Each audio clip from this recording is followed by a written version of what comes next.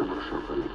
আজ সোমবার 23শে ভাদ্র 1431 বঙ্গাব্দ, 3রা রবিউল আওয়াল 1446 ইসি, 7 সেপ্টেম্বর 2024 খ্রিস্টাব্দ। সুপ্রিয় শ্রোতা, প্রকৃতি জুড়ে প্রাণের সজীবতা, রং, রূপ ও স্নিগ্ধতা নিয়ে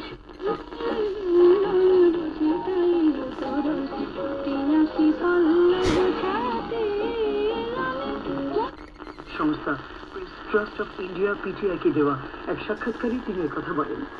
পিটিআই নিউজের ওয়েবসাইটে গতকাল এই সাক্ষাৎকারটি প্রকাশিত হয়েছে। দুদেশের মধ্যে পানি বন্টনের বিষয়টি অবশ্য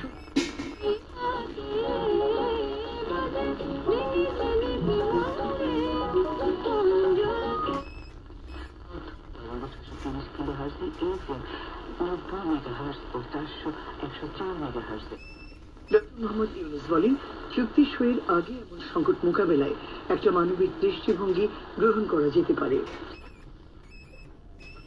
সীমান্ত হত্যার বিতর্কিত ইস্যুতে ডক্টর মোহাম্মদ ইউনুস ভারত বাংলাদেশ সীমান্তে বাংলাদেশি নাগরিকদের মৃত্যুর তীব্র নিন্দা জানান। তিনি আরো বলেন, হত্যা কোনো সমাধান নয়, সীমান্ত সমস্যা মোকাবেলার জন্য আইনি উপায় রয়েছে।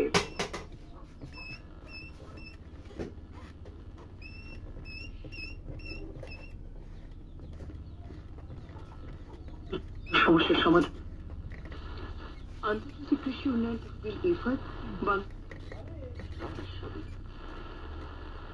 বেলা 3:30 বিভিন্ন দশকের মুস্তফা আক্তার সিনেমার গানের গ্রন্থনাবদ্ধ অনুষ্ঠান। পররাষ্ট্র মন্ত্রণালয়ে পররাষ্ট্র উপদেষ্টা মোহাম্মদ তৌহিদ হোসেনের কাছে তার পরিচয় পেশ করে তিনি এ ব্যাপারে আশ্বস্ত করেন। গতকাল ইফাদের এক সংবাদ বিজ্ঞপ্তিতে এই তথ্য জানানো হয়। এ সময় ডক্টর উৎপাদন বৃদ্ধি, গ্রামীণ আয় বৃদ্ধি এবং ক্ষুদ্র কৃষক, নারী ও তরুণদের ক্ষমতায়নের মাধ্যমে গ্রামীণ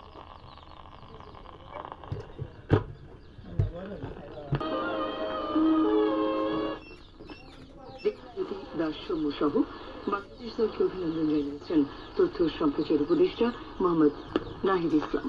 গতকাল এক বার্তায় তিনি এই অভিনন্দন জানান।